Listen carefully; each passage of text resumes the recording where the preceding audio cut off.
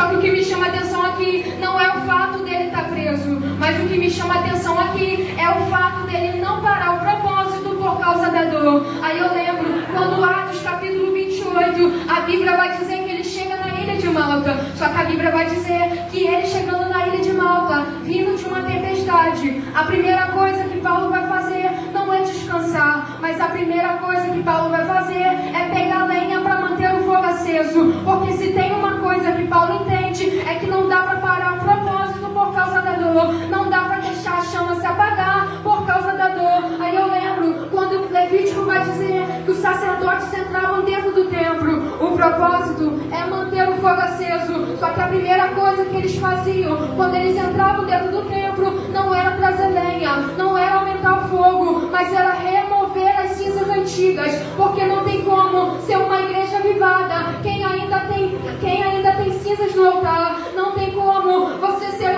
uma pessoa que tem o fogo do Espírito Santo se ainda tem cinzas que te lembram do passado. É o céu dizendo nessa noite: quer ser avivado para uma missão, se prepara para carregar as marcas do chamado, mas não se preocupa, porque enquanto você busca, Deus aumenta o fogo. Quer ser avivado, o caminho ainda é o mesmo. E qual é o caminho? Tira a cinza, traz a lenha e aumenta o fogo, e o fogo arderá continuamente sobre o altar e não se apagará. Aleluia. Já vai dizer que Paulo é chamado por Deus e ele vai iniciar a sua terceira viagem missionária.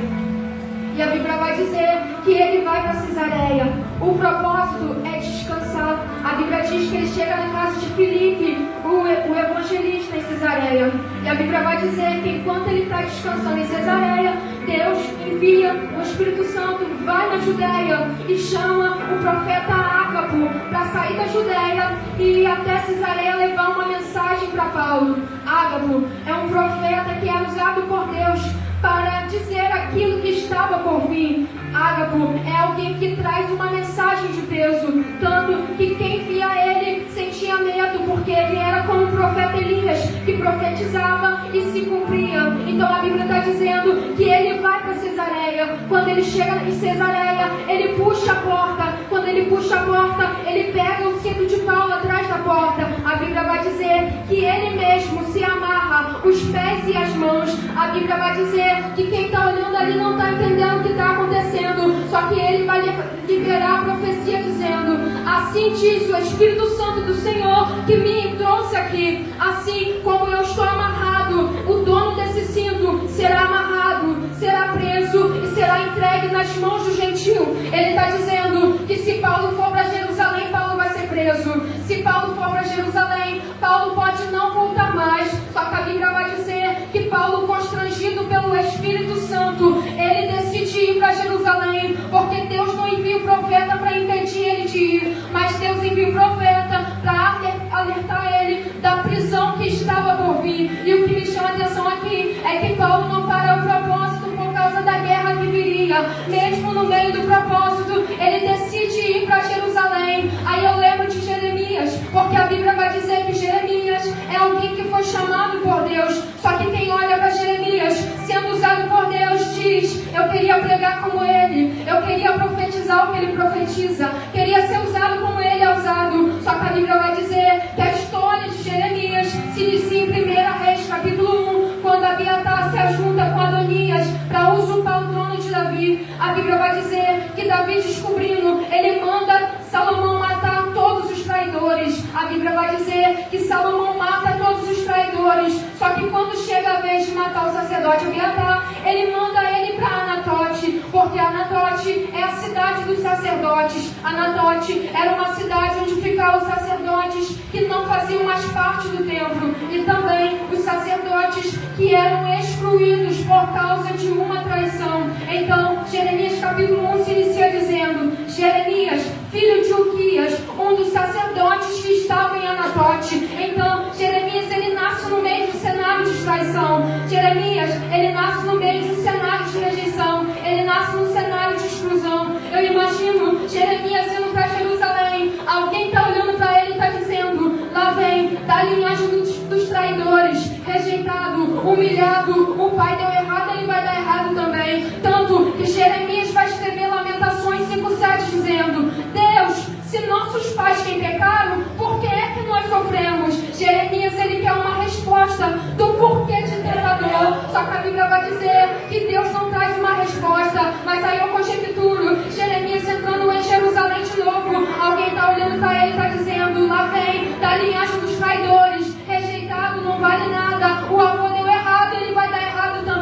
Só que a Bíblia vai dizer que quando Jeremias está entrando em Jerusalém, a voz de Deus brada a Jeremias dizendo: Jeremias, antes que te formasse no ventre eu te conheci, antes que te formasse na madre eu te santifiquei, e as nações eu te dei por profeta. Jeremias, levanta a tua cabeça, porque teu nome no hebraico significa Ermeheu, que quer dizer Deus vai levantar alguém. Eu conjecturo Deus olhando para Jeremias sendo humilhado e dizendo: Jeremias, levanta a cabeça, porque antes de você chegar aqui eu disse que te levantaria, e hoje é o dia de cumprir a promessa. Eu estou dizendo nessa noite, não para por causa da dor, porque você tem uma promessa, e nessa noite Deus te levanta para quebrar a maldição na tua casa. Nessa noite Deus te levanta como voz profética no meio desse cenário. Aleluia! Graças a Deus.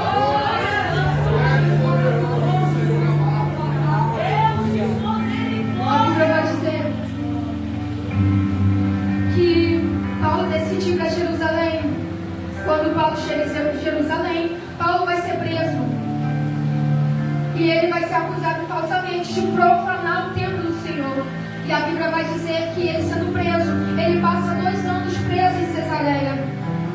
Até que depois ele vai apelar para César, porque ele ficou sabendo que queriam matar. Atos 20 vai dizer que 40 homens juraram que não comeriam e nem beberiam enquanto não matassem Paulo. Então Paulo sabe que estão planejando matá-lo. Então ele apela para César. A Bíblia vai dizer que ele é mandado preso para Roma. Sendo mandado preso para Roma, todos os presos vão ser entregues na mão de Júlio, o centurião. Júlio é alguém preparado para a estratégia, é alguém que é preparado de uma forma civil. Só que a Bíblia vai dizer que os presos estão sendo entregues na mão dele, eles estão indo para Roma. Só que a Bíblia vai dizer que mais à frente Paulo vai olhar para eles e vai dizer: Senhores, eu vejo que a viagem vai ser dificultosa, então é melhor ficarmos assim, porque assim não se perde o navio e não se perde a nossa vida. Só que a Bíblia vai dizer que eles não estão ouvindo a mensagem de Paulo, porque tem gente que prefere mais confiar no seu conhecimento do que confiar na palavra de Deus. Tem gente que prefere mais confiar na sua estratégia do que confiar na palavra de Deus. A Bíblia vai dizer que eles entram numa tempestade que não era para eles entrarem por causa de uma desobediência. Só que a Bíblia vai dizer que Paulo está dentro do barco, quando de repente vem uma tempestade chamada Euroquilão. Euros quer dizer vento do leste, Aquilão quer dizer vento do norte. Era quando 2 ventos contrários se batiam. Essa tempestade era considerada uma das piores, porque ela causava naufrágios. Então, quem entrava no meio dessa tempestade dificilmente sobreviveriam. Essa tempestade é uma tempestade violenta, que ela causa grandes ondas. A Bíblia vai dizer que quando ela vem, o céu se enegrece, a escuridão, a neblina desce, tampando a visão de quem está dentro do barco. A Bíblia vai dizer que a proa do navio se racha, eles pegam cordas para tentar amarrar o navio, e alguém vai gritar desesperado dizendo: vamos todos morrer. Só que a Bíblia vai dizer que Paulo olha para eles dizendo: aqui ninguém morre. Aí alguém está olhando para eles sem entender o porquê. Só que de Paulo não é o primeiro naufrágio, de Paulo já é o 4. Eu vou chegar no Paulo olhando para eles e dizendo: sabe por que aqui ninguém morre? É porque se Deus não me permitiu morrer na primeira, se Deus não me permitiu morrer na segunda, se Deus não me permitiu morrer na terceira, não é aqui que eu vou morrer. Eu estou dizendo nessa noite: não saia do propósito, porque enquanto você está no propósito, Deus te dá livramento no meio da tempestade e te ajuda a chegar do outro lado. Oh, glória! Oh, aleluia, Deus! E a Bíblia vai dizer que chegando o 14º dia, Paulo começa a ver que alguns daqueles estão pulando, querendo pular para fora do barco. A Bíblia diz que tem 276 pessoas no navio. Eles desesperados estão planejando pular para fora do barco. Só que Paulo vai dizer que o anjo do Senhor aparece a ele dizendo: Paulo, não temas, porque tenho entregue nas tuas mãos todos os se alguém pular, não sobreviverá, mas se eles ficarem dentro do barco, eles vão sobreviver por causa de você. Ou seja, eu conjecturo Deus olhando para Paulo e dizendo: Paulo, não se preocupa com quem está pulando no meio do barco, no meio da tempestade, te deixando sozinho, porque se um pula é menos um, se dois pula é menos dois. Pularam porque quiseram, não permaneceram porque não era teu. Deixa eles pularem, Paulo. Só que quem não pode pular do barco é você, porque se você pula é menos 276. Se você pula, todo mundo morre no barco. Eu estou dizendo nessa noite, é por isso que muitas vezes Deus vai permitir você passar pela tempestade, mas é para que lá na frente, através de você, alguém receba livramento no meio da tempestade. Então não se preocupa, pois o Deus que te coloca é o Deus que te capacita. Glória ao teu nome, Jesus. A Bíblia vai dizer que eles chegando no lugar que dá dois mar, a Bíblia vai dizer que eles encaram o navio. E a Bíblia vai dizer que eles encalhando o navio, a proa do barco se abre por causa das ondas fortes do mar. A Bíblia vai dizer que os soldados estão querendo matar os presos para que eles não fugissem nadando. Só que a Bíblia vai dizer que o centurião Júlio, querendo livrar Paulo, ele manda que todos os presos nadassem. E isso me chama a atenção, porque Deus não revela a tempestade, Deus não revela como eles chegariam do outro lado. Deus apenas diz que Paulo vai chegar em Roma. Então, se Paulo chegar nadando, não tem problema. Se Paulo perder o navio, não tem problema. O que importa é ele chegar do outro lado. Não importa o que você vai perder no meio do caminho, o navio que você vai perder no meio do caminho. Só não dá para paralisar no meio do caminho. É o céu dizendo nessa noite: se não der para caminhar no meio do barco, vai nadando, vai da forma que tem que der. Só não para de caminhar, vai da forma que Deus te mandar. Só não para no meio do caminho. Aleluia.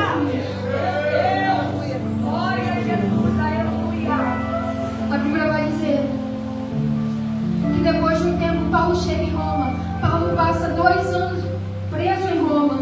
Depois Paulo vai ser liberto. A Bíblia vai dizer que quando Paulo ele é liberto, ele vai voltar para sua missão apostólica e ele vai começar a visitar as igrejas. A Bíblia vai dizer que Paulo vai para Macedônia.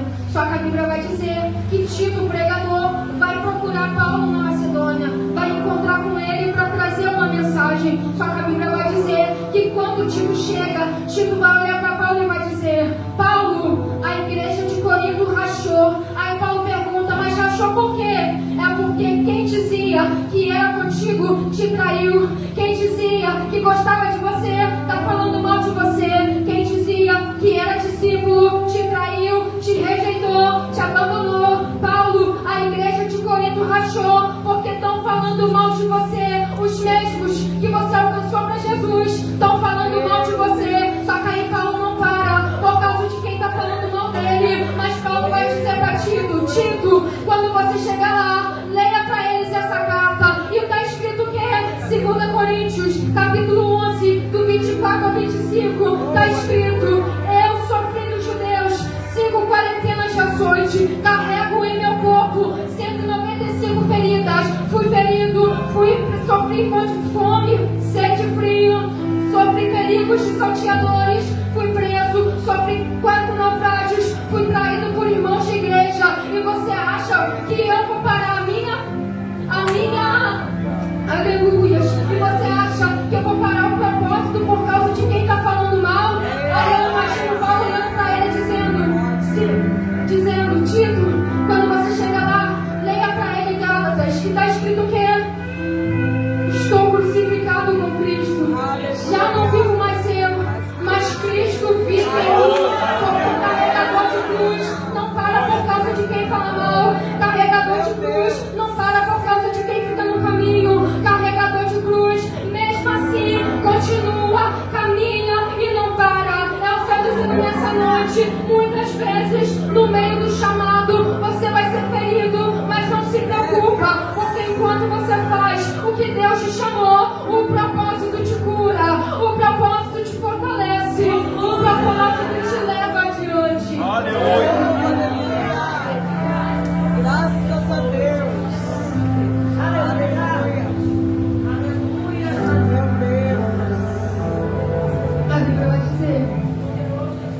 que depois de um tempo se levanta uma grande perseguição contra os cristãos em Roma.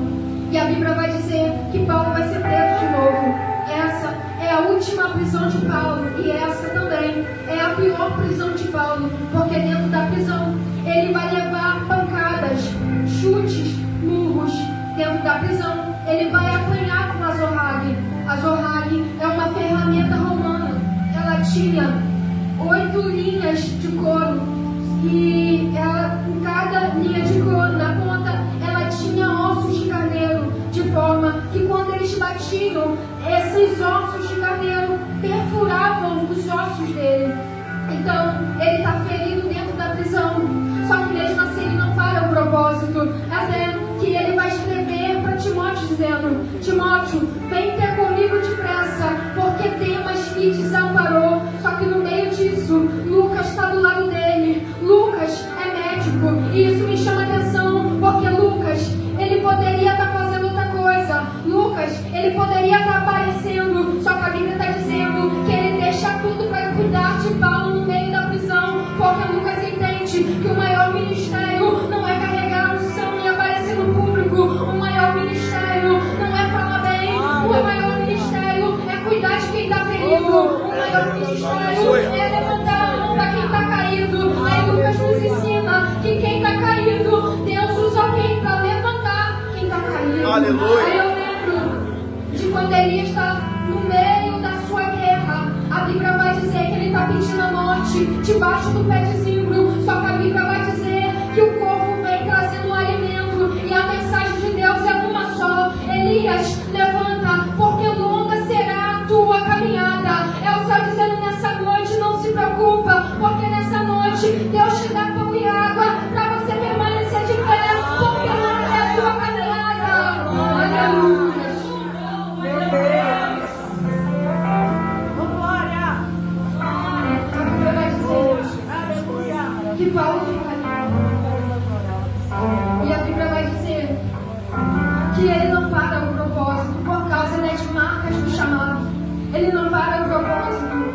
Só que mesmo na prisão, ele está cumprindo a missão a qual Deus o chamou. E isso me chama a atenção, porque escolhido não tem direito de escolha. Mesmo ele preso, ele está cumprindo a missão. Aí eu lembro quando Zacarias 9:9 vai dizer que eis que o rei vem assentado numa jumentinha. Aqui está falando de Jesus. Aqui é uma profecia. Passa o tempo, a profecia se cumpre. Marcos 11, a Bíblia vai dizer que Jesus está chegando no monte. Quando ele está chegando no monte, ele vai olhar para 2 discípulos e vai dizer: vá até as aldeias e se amarre o jumentinho que nunca foi montado. Se o jumentinho está amarrado, por que é que Deus está mandando ele trazer o jumentinho? Se o jumentinho está amarrado, por que é que Deus não escolheu outro? É simples, é porque a promessa está na jumenta e não no que amarra ela. Se a promessa está na jumenta, quer dizer que se ela está amarrada, Deus desamarra, mas Deus não perde ela no meio do propósito. Eu estou dizendo nessa noite: não para por causa da crise, não para por causa da guerra, porque se você tentar fugir, Deus faz igual Ezequiel 8, te pega pelo cabelo e te arrasta. Aleluia. Mas ele não te perde no meio do propósito. Aleluia.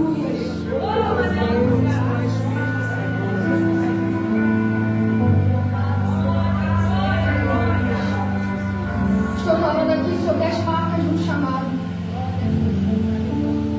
E eu preciso falar sobre isso. Porque assim como Paulo, assim como Jeremias, assim como muitos homens de Deus que carregavam marcas no chamado, eu também carrego as marcas no chamado. Aleluia. Desde pequena, o inferno já tentou me matar de todas as formas possíveis. Desde pequena, eu já enfrentei grandes guerras. Tudo no meu nascimento foi um parto trabalhoso e minha mãe já não tinha mais força. Só que aí eu nasci com o cordão umbilical amarrado no pescoço. Só que como se não bastasse, depois de um mês que eu tinha nascido, eu fui diagnosticada com bucite na perna. E o médico dizia para minha mãe, para ela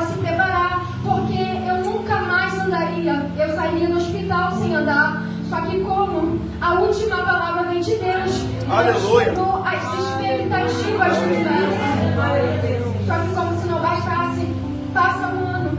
E desde pequeno eu sempre fui muito ligado com Deus.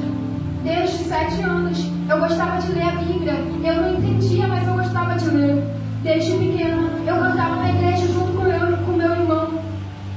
Só que com 6 anos de idade, uma pessoa muito próxima da família tentou abusar de mim. E ali eu entrei no meio de uma guerra. Só que eu e meu irmão, nós perdemos nosso pai muito cedo. Quando eu estava internado no hospital, ele planejou matar minha mãe, matar meu irmão, porque ele não aceitava ter filho homem. Então ele planejou matar o meu próprio irmão. Ele planejou matar minha mãe, matar minha avó, matar minha família e fugir comigo, porque o sonho dele era ter uma filha mulher.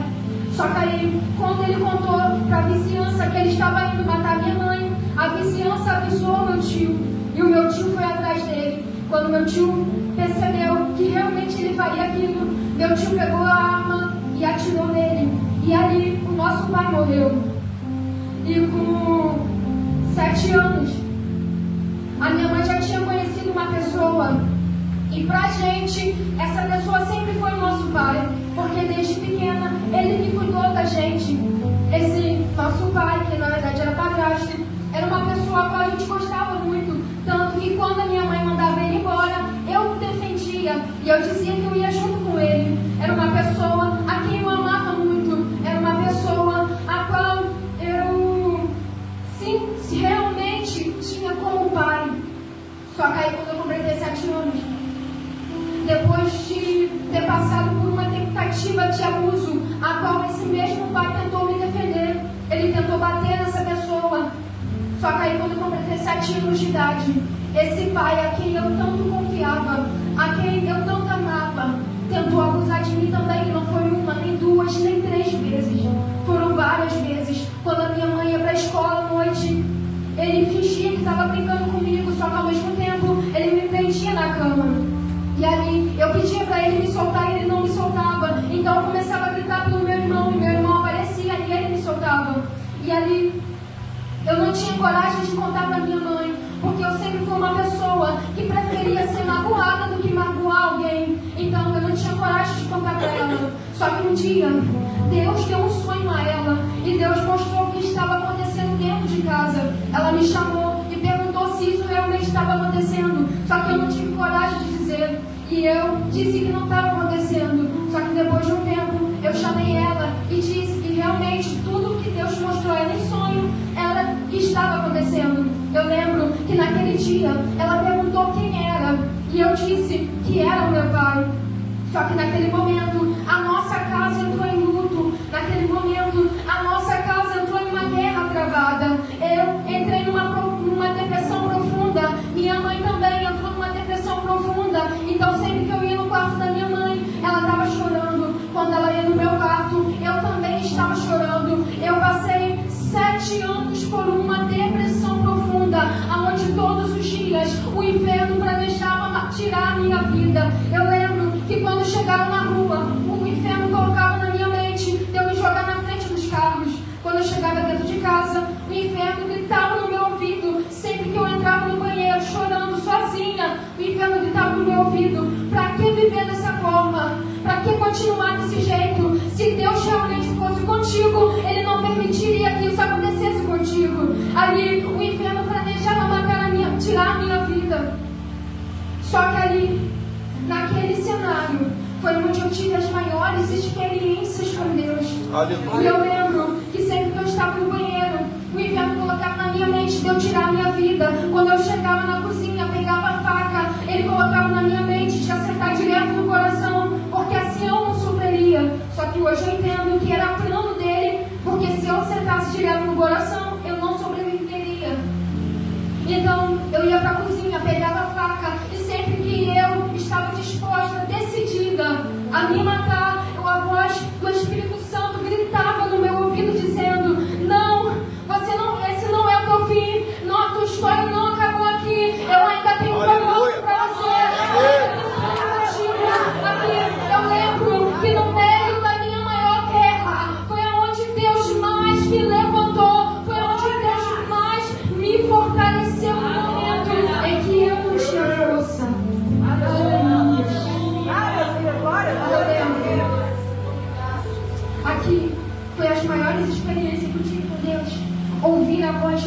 audível.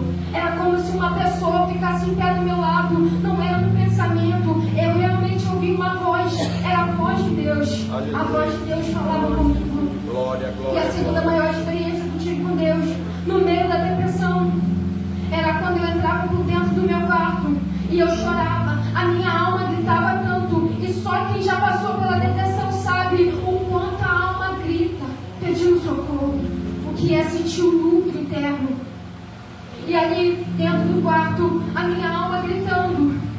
Eu ouvi a voz de Deus dizendo: não faça isso. E ali eu senti o abraço do Espírito Santo. E isso é algo que sempre vai me marcar. Sempre que eu lembro de quando eu estava lá sozinha, chorando, porque eu não queria que ninguém enxergasse a minha dor. Quando eu estava sozinha, o Espírito Santo me abraçava do lado de fora. Eu disfarçava bem na igreja, ninguém percebia. Mas sempre que eu chegava dentro de casa, eu perdia as mesmas guerras. Mas num cenário onde eu perdi as mesmas guerras, foi aonde o Espírito Santo decidiu entrar para quebrar a maldição.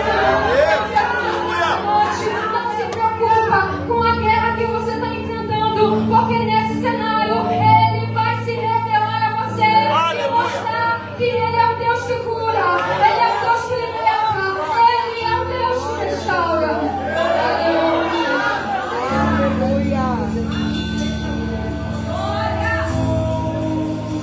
Tem algo que muita gente fala que mexe muito comigo, e não de uma forma boa. Muita gente olha pra mim e diz: Vitória é muito quieta. Antes de eu passar por isso, eu não era assim. Eu era uma pessoa sorridente, eu era uma pessoa feliz, eu era uma pessoa que se aproximava das pessoas, que tinha facilidade para se aproximar das pessoas. Só que depois que eu passei por isso, nunca mais eu fui a mesma.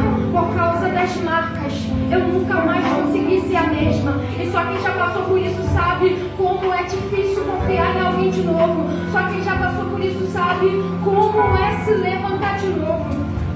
Só que um dia, eu cansada de enfrentar as mesmas guerras, eu cansada de perder as mesmas guerras, eu decidi fazer um propósito com Deus.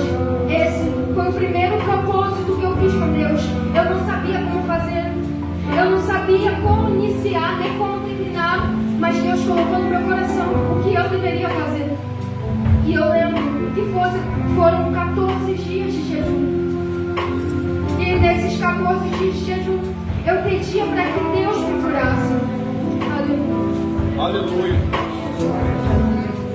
Durante esses 14 dias de jejum, eu pedia para que Deus me curasse. Esse foi o primeiro jejum que eu fiz com Deus. E eu só sabia chorar.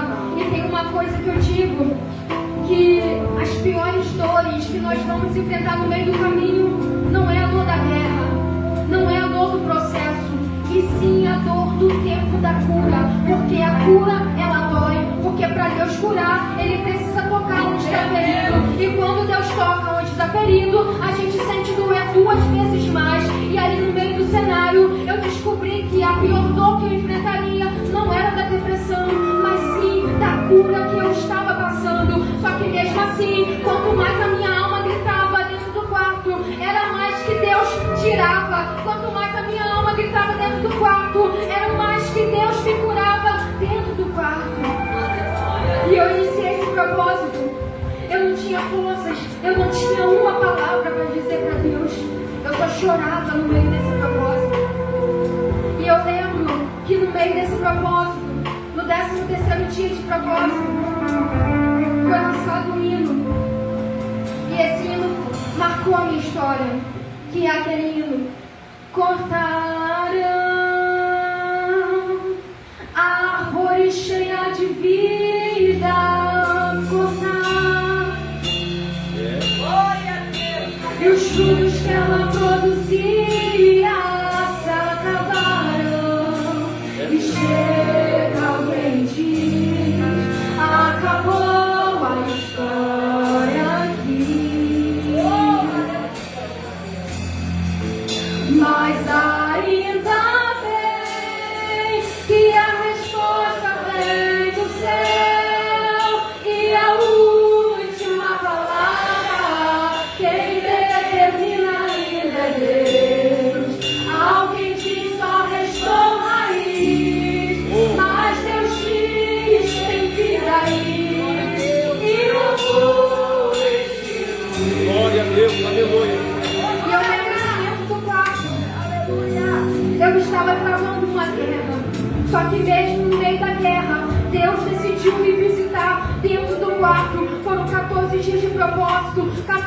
dias de muito choro, só que mesmo assim Deus estava me curando. Eu lembro que no 13º dia foi lançado esse hino e eu passei o dia todo escutando esse hino. Eu sou o tipo de pessoa que quando gosta de um hino, escuto o tempo todo. Então, no mesmo dia eu aprendi esse hino e esse hino era a minha história.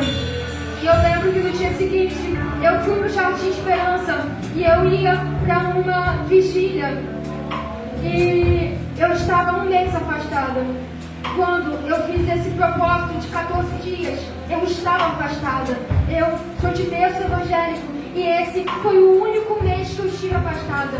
No mês em que eu decidi fazer esse propósito. Só que depois desse propósito, a minha vida nunca mais foi a mesma. Depois desse propósito, a depressão não teve mais peso sobre a minha vida. E eu lembro que no 14º dia, eu cheguei na vigília, estava tudo normal. Só que quando o moço recebeu a oportunidade, ele pegou o microfone e começou a cantar.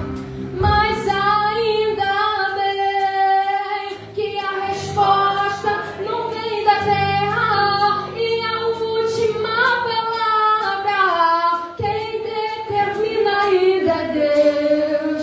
Alguém te só restou raiz, mas Deus te tem vida aí. Aleluia. No momento que eu começou a cantar isso, eu olhei pra Deus e disse: Deus, não precisa dizer mais nada, eu já entendi, o Senhor me curou, o Senhor me curou, o Senhor me curou, que você vai ter que percorrer, mas percorra, porque Deus cura, Deus liberta, Deus restaura, cura de ferro. Aleluia.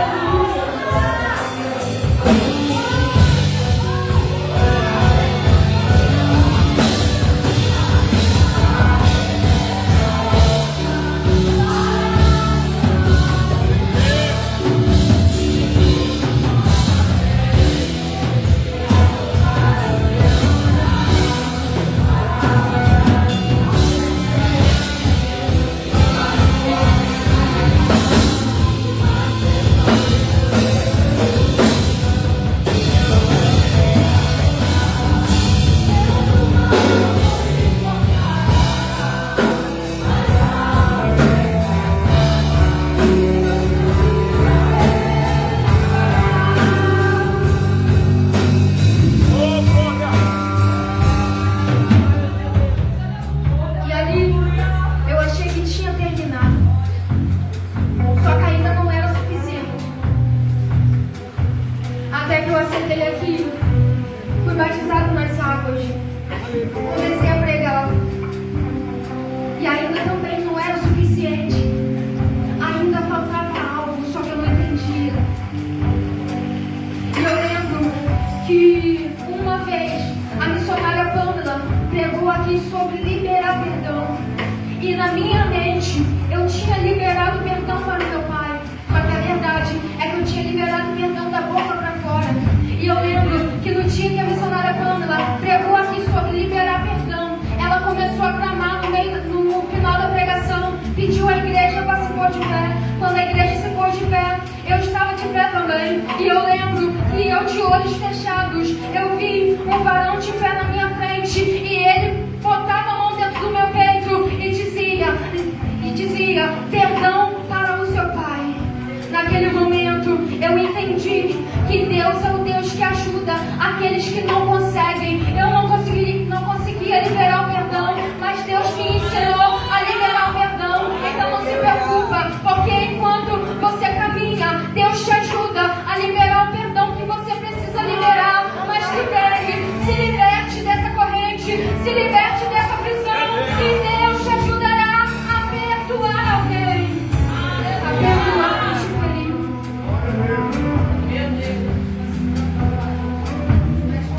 Mas aqui também não era suficiente. Eu buscava o batismo do Espírito Santo. E eu lembro que muitas vezes eu vinha aqui na frente, quando alguém chamava quem queria ser batizado com o Espírito Santo, e eu vinha. Só que todas as vezes que eu vinha, alguém olhava para mim e dizia: Deus quer te batizar, só que tem um bloqueio dentro do seu coração. E muitos tempos Isso aconteceu. Eu vinha, alguém olhava para mim e dizia: Deus quer te batizar, só que tem um bloqueio no seu coração. Até que eu me frustrei, eu já não queria mais vir aqui na frente. E eu lembro que um propósito com Deus eu comecei a fazer. E dentro do meu quarto eu perguntei para Deus: Deus, que bloqueio é esse que me impede de ser batizado com o teu Espírito Santo? Que bloqueio é esse que é mais poderoso que a tua vontade? Se o Senhor quer me batizar, que bloqueio é esse que está impedindo?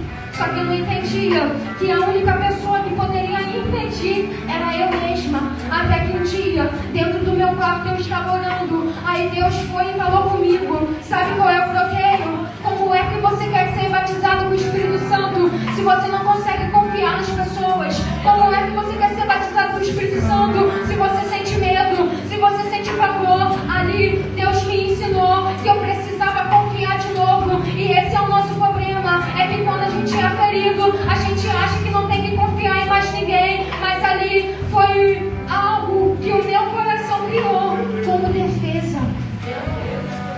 E um dia uma psicóloga, conversando com ela, e ela me explicou que na verdade era uma forma do meu coração se proteger. Tanto que em casa eu não sou assim. Em casa eu sou livre, mas quando chega no meio das pessoas eu me fecho. Porque o bloqueio, eu me fecho para que ninguém me fira novamente. Eu fecho meu coração porque assim não tem como ninguém me ferir novamente. E infelizmente tem muita gente vivendo assim. E muitas vezes a gente ouve aqui alguém dizer que tem gente com o coração duro. Mas se alguém está com o coração duro é porque carrega marcas.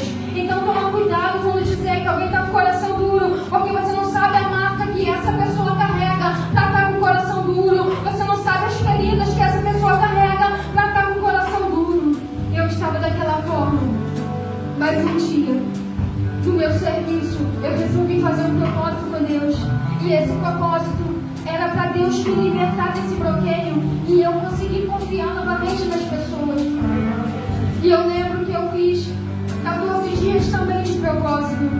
E no meio desse propósito, Deus me deu um dom que eu havia pedido. E também, depois desse propósito, um dia eu estava dentro do meu quarto e enquanto estava ouvindo hinos, o Espírito Santo começou a trazer línguas estranhas na minha mente. Só que eu achava que era coisa da minha mente, porque assim, quando a gente tem um bloqueio, a gente acha que nunca vai acontecer com a gente. Quando a gente carrega um trauma, a gente acha que todo mundo merece, menos a gente. E era isso que eu achava. Aí Deus me deu línguas estranhas. E eu lembro que um dia, na segunda-feira, a gente estava no monte. E eu pedi confirmação a Deus. E aquela língua estava vindo na minha mente. E eu pedi confirmação a Deus que se fosse Ele, que naquela mesma noite Ele confirmaria. E eu lembro que a Jéssica, no final do monte, ela foi direcionada por Deus a falar sobre isso. Que tem pessoas que estão recebendo o batismo com o Espírito Santo, mas está se controlando, achando que é coisa da mente. Só que ali, eu experimentei o Deus que faz e que cumpre. O Deus que não erra.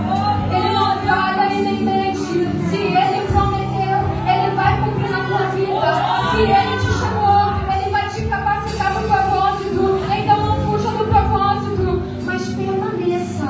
Aleluia. Ele é o Deus que restaura os cativos. Ele é o Deus que restaura os feridos. Glória a Deus. Gostaria de chamar aqui o Ministério de Louvor. Gostaria de pedir à igreja que se coloque de pé. Glória, glória, glória. Aleluia.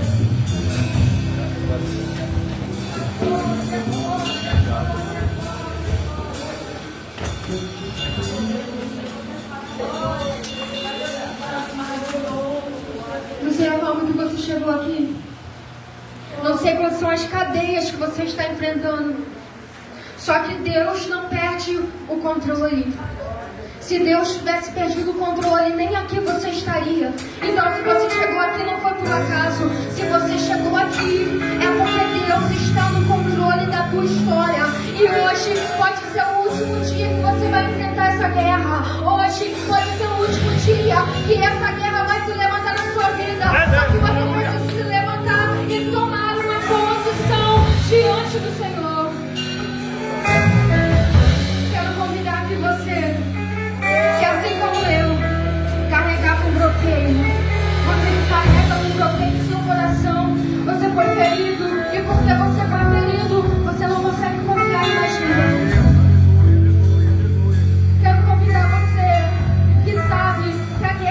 levantando, você disfarça bem na igreja, mas quando chega dentro de casa, você perde as mesmas guerras. Deus é o Deus da provisão. Deus é o Deus que não erra. Quando Ele te chamou, Ele já sabia o que você passaria. Quando Ele te chamou, Ele já sabia a guerra que você enfrentaria no meio do caminho. Mas nem por isso Ele te rejeitou. Mas Ele te chamou de filho, Ele te chamou de escolhido. E nessa noite Ele te dá uma chance de virar o quadro da tua história.